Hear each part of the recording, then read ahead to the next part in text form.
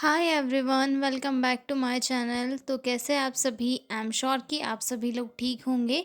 तो चलिए हम स्टार्ट करते हैं आज का एक नया क्वेश्चन। आज के क्वेश्चन में हम लोग डील करने वाले हैं एक 8 नंबर का क्वेश्चन, जिसमें पूछा गया था rights of mentally ill clients, यानी कि जो मेंटली इल पेशेंट्स होते हैं या क्लाइंट्स होते हैं, उन्हें उनके क्या क्या राइट्स होते हैं, हम इस क्वेश्चन में डिस्कस करेंगे। ठीक है, तो जो लोग भी चैनल पर नए हैं वो लोग चैनल को सब्सक्राइब कर लें, वीडियो को लाइक करें और अपने दोस्तों के साथ शेयर ज़रूर करें। और हाँ, अगर आपको पीडीएफ नोट्स की रिक्वायरमेंट हो तो डिस्क्रिप्शन में मेरा मेल दिया हुआ है, उस पर कांटेक्ट करके आप लोग पीडीएफ नोट्स ले सकते हो।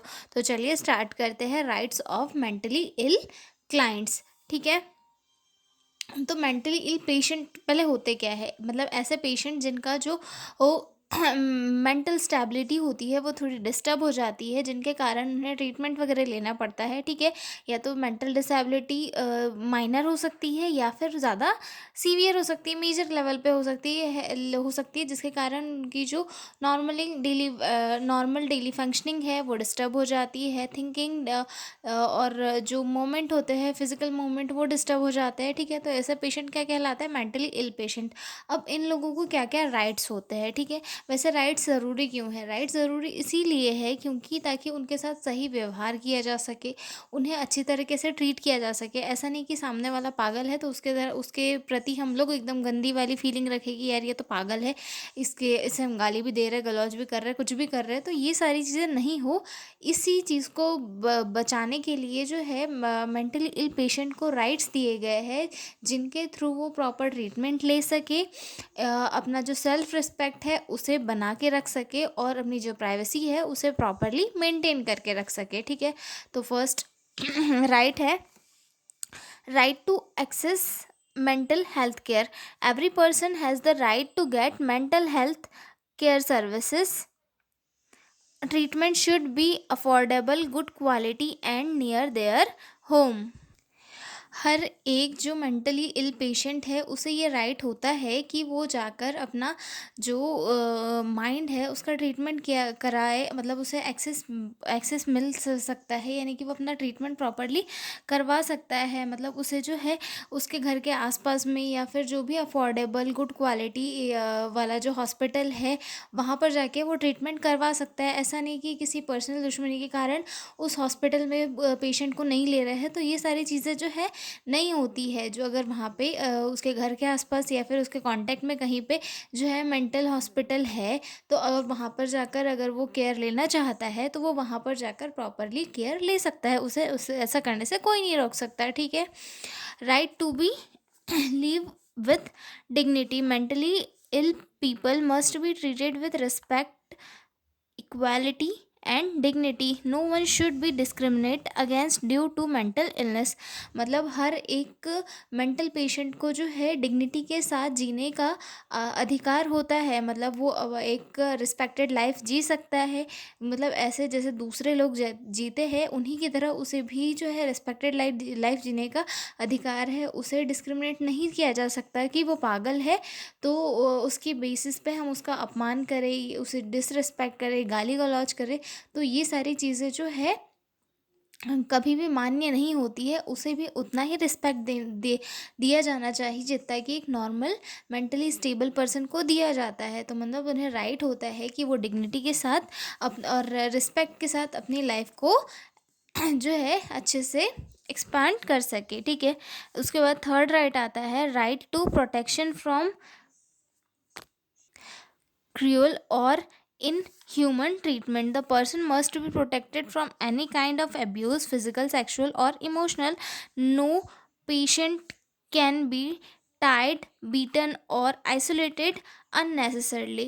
मतलब जो हर एक पेशेंट होता है उसे जो है एक प्रॉपरली वैसे अधिकार मिलते हैं जैसे एक नॉर्मल पर्सन को मिलते हैं, यानी कि उन्हें कोई ज़बरदस्ती जो है फिज़िकली या फिर मेंटली सेक्सुअली अब्यूज़ नहीं कर सकता। मतलब किसी को भी ये राइट नहीं है कि अगर कोई मेंटली इल पेशेंट है तो उसे जाकर फिज़िकली जो है अब्यूज़ कर रहे हैं या फिर सेक्सुअली अब्यूज़ कर रहे हैं या फिर इमोशनली, किसी को भी ये राइट नहीं दिया जा सकता। उन्हें भी प्रॉपर जो है ह्यूमन की तरह रहने का अधिकार होता है। मतलब उन्हें कोई जो है बिना गलती के आइसोलेट नहीं कर सकता, अननेसेसरी बांध के नहीं रख सकता। अगर कोई पेशेंट है वो मतलब ऐसी एक्टिविटीज़ नहीं कर रहा है कि किसी को नुकसान नहीं पहुंचा रहा है, और मतलब ऐसी अदर कोई एक्टिविटी जिसकी वजह से ये सोसाइटी में कोई दिक्कत कॉज हो, अगर ऐसी एक्टिविटीज़ वो नहीं कर रहा है तो उसे जो है अननेसेसरी बांध के भी नहीं रखा जा सकता, ना मारा जा सकता है, ठीक है। न ये सारी चीज़ें उसे नहीं की जा सकती। उसे भी एक रिस्पेक्टेड लाइफ जीने का अधिकार है जिससे अदर लोग जीते हैं, ठीक है। Right to confidentiality.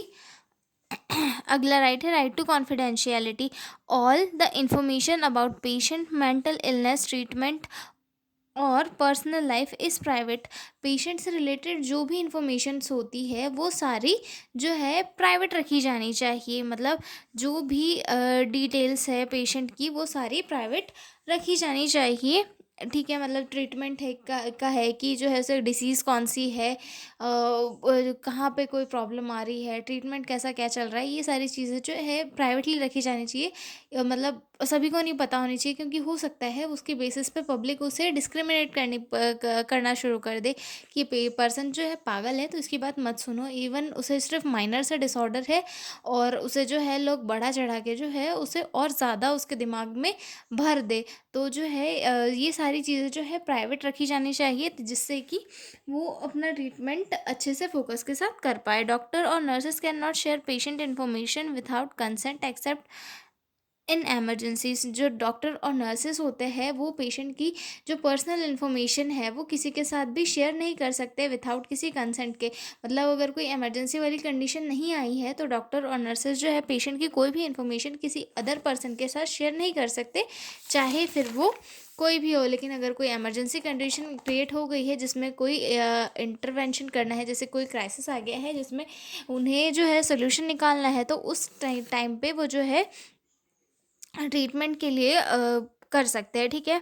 Right to make decision informed consent, ठीक है। A mentally ill person has to right to know about their illness, understand treatment option, say yes और no to treatment if they are in a sound state of mind. मतलब जो mentally ill patient होता है अगर वो थोड़ा है हमें, मतलब जैसे उसे थोड़ी सी समझ है कि हाँ क्या करना है, अगर डिसीज़ माइनर इस पे है तो उसे पूरा पूरा राइट होता है ट्रीटमेंट के लिए कि वो कौन सा ट्रीटमेंट ले रहा है और उसे कौन सा ट्रीटमेंट लेना है या नहीं लेना है। उसे ये जानने का पूरा पूरा अधिकार होता है कि वो उसकी इलनेस को जान पाए कि कितनी सीवियर है, बढ़ सकती है नहीं बढ़ सकती है, ठीक है। ट्रीटमेंट ऑप्शन में क्या क्या है कि किन किन ऑप्शंस के थ्रू प्रॉपरली डिसीज़ को ट्रीट किया जा सकता है, ठीक है। और उस ट्रीटमेंट के बारे में उससे कंसेंट लेना भी ज़रूरी है कि आप ये ट्रीटमेंट अपनाना चाह रहे हो या नहीं, ये सही है या नहीं, ठीक है। अगर वो सही स्टेट ऑफ माइंड में है तो हम उससे कंसेंट लेके ही जो है उसका ट्रीटमेंट प्लान करेंगे, ठीक है। ये राइट्स हो गया, फिफ्थ राइट हो गया। उसके बाद आता है six, right to legal aid. If a patient need legal help in the government must provide free lawyer, especially important when patient right are being violated। एक मेंटली इल पेशेंट को जो है कानूनी मदद का भी हक होता है, यानी कि अगर उसे नीड है, कोई लीगल हेल्प चाहिए तो गवर्नमेंट जो है उसके लिए फ्री लॉयर प्रोवाइड करेगी। और ये इम्पॉर्टेंट होता है जब पेशेंट के जो राइट्स है उन्हें वायलेट किया जा रहा है, ठीक है। फॉर एग्जांपल के लिए लॉ जो है पेशेंट के साथ होते हैं, उनके खिलाफ नहीं होते। मतलब जो पेशेंट है उसके लिए लॉज भी वर्क करते हैं, गवर्नमेंट भी जो है किसी भी पेशेंट की हेल्प करती है, ठीक है। Right to make advance directive.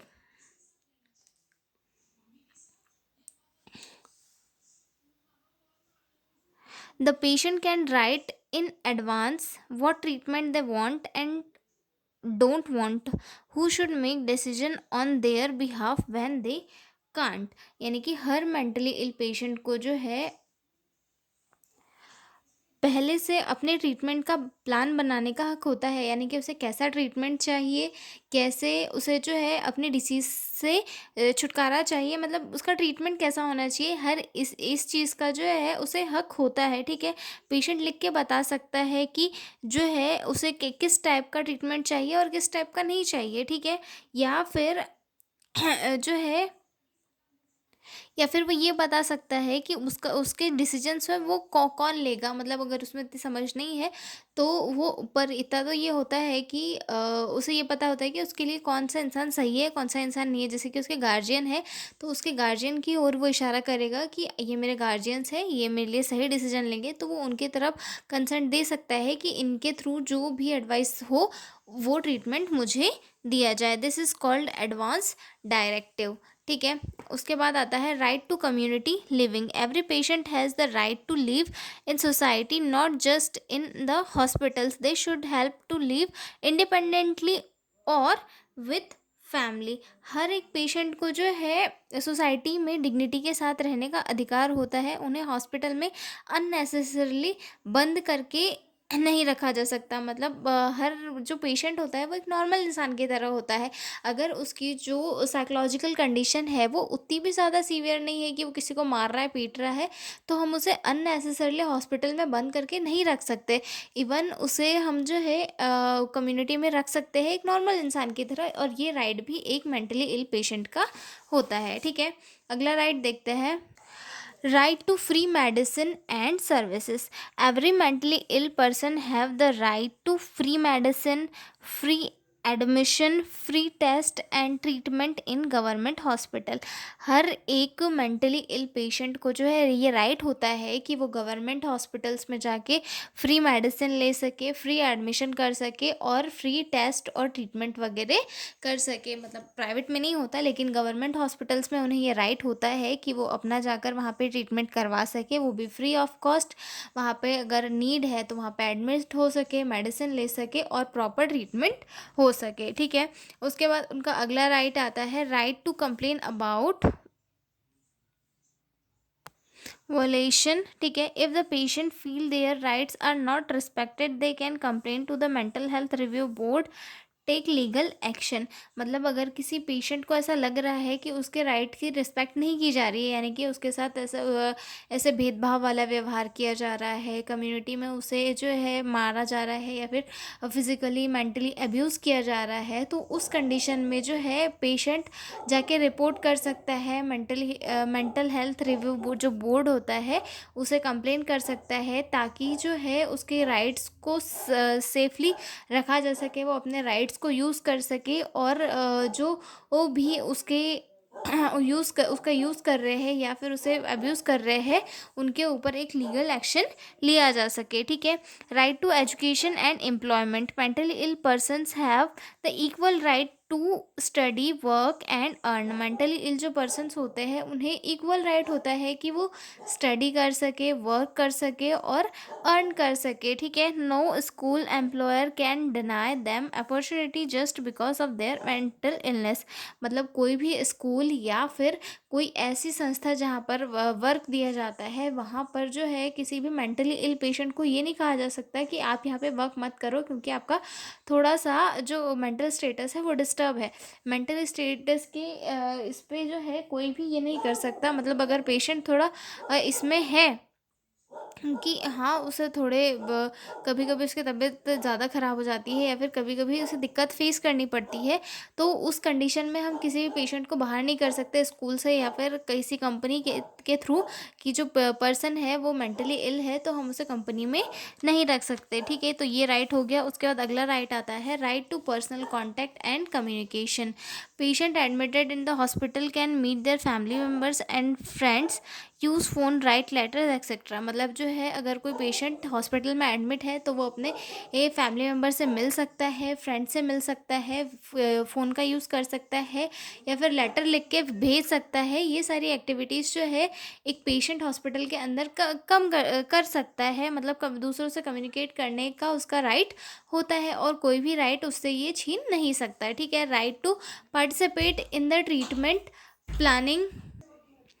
Right to participate in treatment planning. The patient has right to part of the treatment planning. Doctor should explain the plan in way they understand, मतलब जो patients होते हैं उन्हें ये right होता है कि उसकी जो ट्रीटमेंट प्लानिंग है कि कैसे कैसे कौन सा ट्रीटमेंट देके उसे ट्रीट किया जाने वाला है, इसमें वो पार्टिसिपेट कर सके।